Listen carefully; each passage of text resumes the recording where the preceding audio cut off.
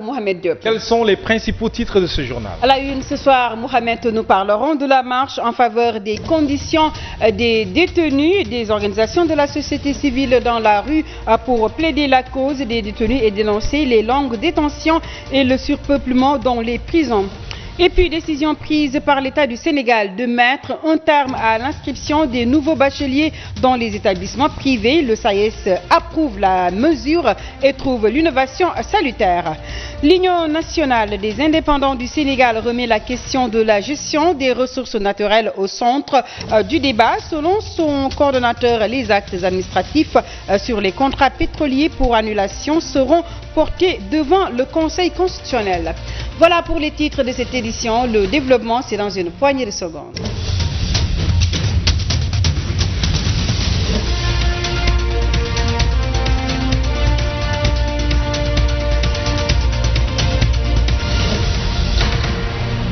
Merci de choisir la Sen TV pour vous informer. Fadlaye Mbaye Diop frappe dégage des organisations de défense des droits de l'homme et autres membres de la société civile ont tenu justement une marche pour dénoncer les conditions carcérales des détenus. Les longues détentions, la surpopulation des prisons, des conditions inhumaines selon ces derniers.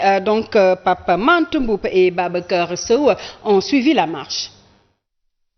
Ces acteurs de la société civile, des organisations de défense des droits de l'homme et anciens détenus ont marché du rond-point de la place de la Nation jusqu'au rond-point de la RTS. Ils dénoncent par ailleurs les conditions de détention et le surpeuplement des prisons.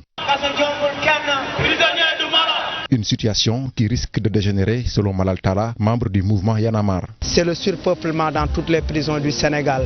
C'est la promiscuité, c'est les maladies, c'est le non-respect du code pénal. Dire aux autorités, agissez très vite avant qu'on en arrive à une mutinerie.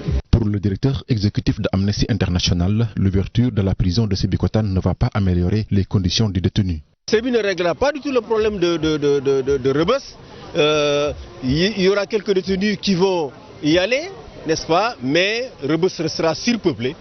Parce qu'une prison de 800 places qui contient entre 2800 et 3000 détenus, si vous enlevez 400 détenus, il en reste toujours 2 fois plus que ce qu'il peut contenir.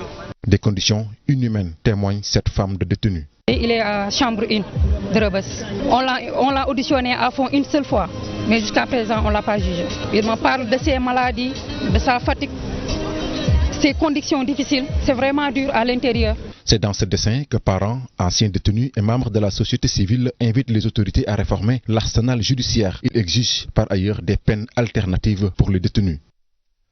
Fadlaye Mbaye, l'État du Sénégal a pris la décision de ne plus orienter les nouveaux bacheliers dans les établissements privés. Le syndicat autonome des enseignants du supérieur SAES déclare être en phase avec cette mesure annoncée par le ministre de l'Enseignement supérieur. Toutefois, le SAES demande aux autorités de se mettre au travail pour achever tous les travaux déjà entamés dans les universités du Sénégal pour accueillir les nouveaux bacheliers. Malik Fall, secrétaire général du SAES, qui s'est entretenu avec Fatimata Diop sur les ondes de la radio Zik FM.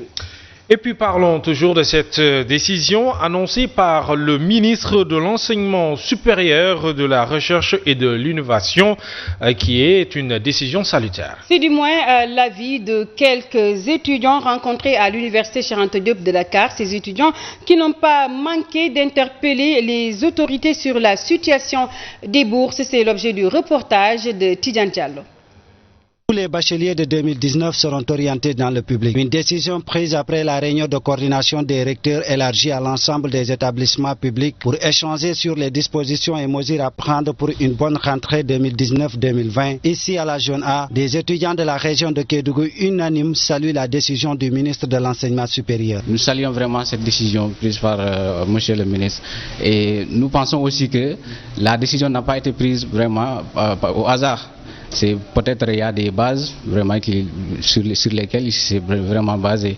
Mais néanmoins, nous continuons vraiment à le solliciter, vraiment qu'il fasse vraiment une bonne suite vraiment de sa décision.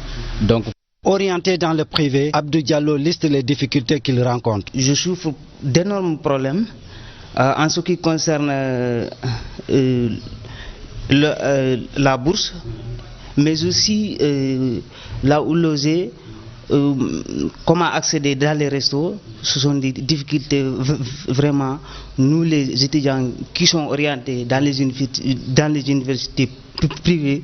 Face à cette situation, il n'a pas manqué de lancer un appel au ministre de l'Enseignement supérieur. Qu'il n'a qu'à revoir ces décisions-là, parce qu'à chaque fois on nous dit qu'on va vous payer, on ne va pas.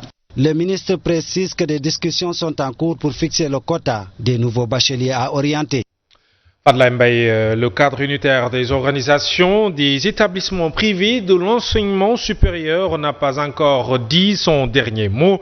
Il exige justement le paiement de la dette que lui doit l'État du Sénégal. Selon le CUTAPEST, l'État leur doit 18 milliards et non 15 milliards de francs CFA. À défaut de payer cet argent, l'avenir des étudiants qui n'ont pas encore bouclé leur cycle sera hypothéqué, a confié Jean-Marie Sène à Younoussa Baldé sur les ondes de la Zik FM. Nous y reviendrons dans nos prochaines éditions. Et puis parlons toujours éducation. Les bacheliers de la série STEG ancien G2 peuvent désormais accéder à la plateforme Campusen pour faire leur option d'inscription. L'obstacle relatif à la signature du décret de leur concernant donc est finalement levé.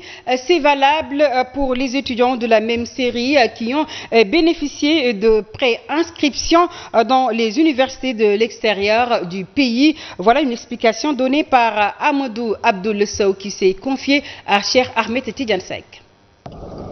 Du 20 à aujourd'hui, 52 000 sont inscrits. Donc ils peuvent dès à présent aller dans la plateforme et choisir les autres. Parce que le décret a été signé depuis le 28 mars et nous l'avons reçu. Ils peuvent directement accéder, disons, obtenir leur attestation. On n'a eu aucune démarche. J'avais prévu une procédure particulière pour les inscrire. Parce que pour qu'ils s'inscrivent au baccalauréat, il a fallu faire une procédure particulière. On a envoyé le décret à la signature. Heureusement, entre la période où on a fini les élections, période où le gouvernement n'était pas mis en place, le décret a été envoyé au ministère, à notre directeur de cabinet, qui malheureusement qui ne fait plus partie du cabinet du ministre. Quand on a écrit au commissariat général, au secrétaire général du gouvernement pour demander le décret, ils nous ont dit mais il est publié depuis le 28 mars. C'est appris qu'on a dit. Donc on est parfaitement en règle. Maintenant, ils peuvent avoir leur attestation, ils peuvent s'inscrire dans le procès, c'est pas tout ça. Et on attendra que tous les sens s'inscrivent totalement, parce que ça on peut le savoir, avec l'exterminateur à la plateforme. Fadlaye Mbaye, 180 jeunes non scolarisés sont formés pendant 6 mois sur la mécatronique à la maison de l'outil de Mbour.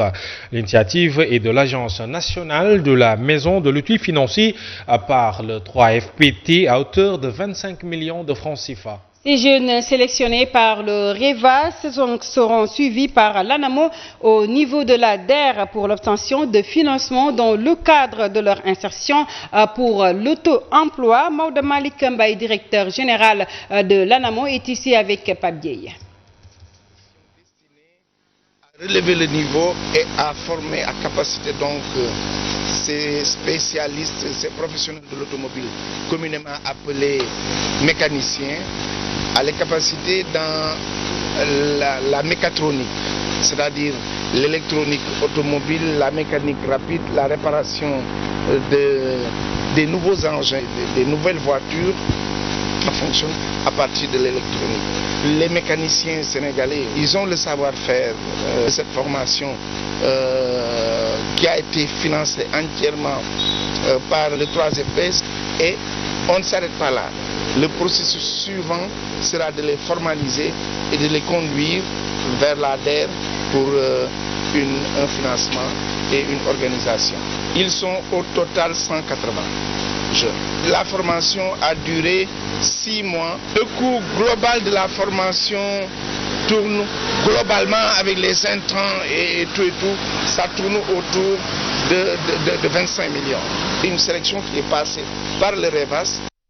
Fadlaye Mbaye Diop, l'Union nationale des indépendants du Sénégal veut conscientiser les Sénégalais sur les enjeux de la gestion des ressources naturelles. Le coordonnateur de l'UNIS donc annonce qu'ils vont poursuivre les actes administratifs sur les contrats pétroliers pour une annulation devant le Conseil constitutionnel. C'est un compte rendu d'Adiarato Aïchening. Conscient des opportunités que nous offrent nos ressources naturelles, le coordonnateur de l'Union nationale des indépendants du Sénégal, UNIS, tire la sonnette d'alarme. Qu'est-ce qu'on fait de cet argent?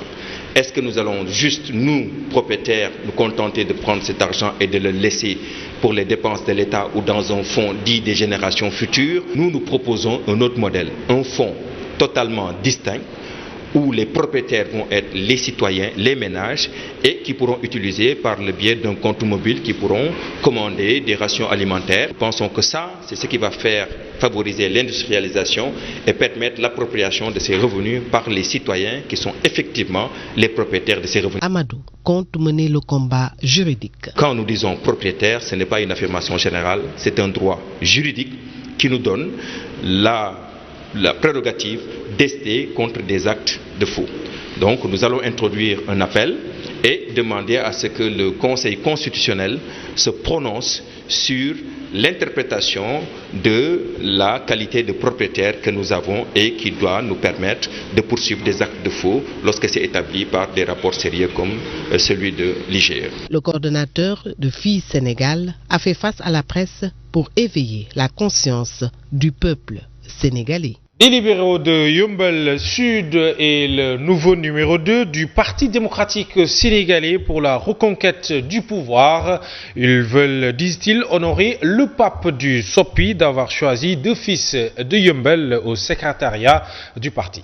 Ils font de la massification et de la remobilisation du parti, donc pour leur cheval de bataille.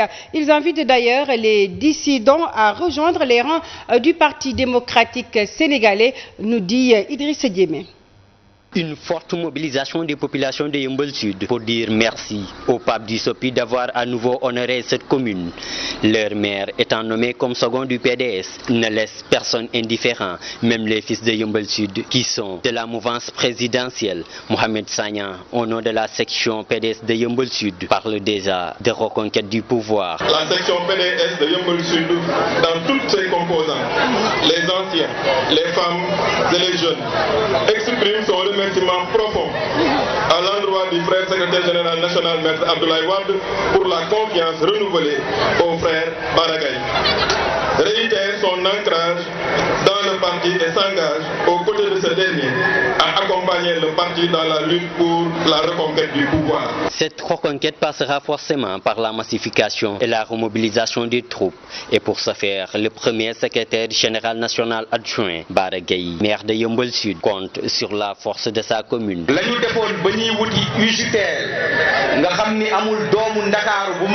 Ce qu'on a fait lorsqu'on dirigeait l'UJTL va nous servir de repère. En tout cas, Yeumbeul sera notre force, notre bouclier. Ce qui est sûr, la population de Yeumbeul va parler pour nous. En tout cas, on fera de sorte que tout le Sénégal s'identifie dans nos actions.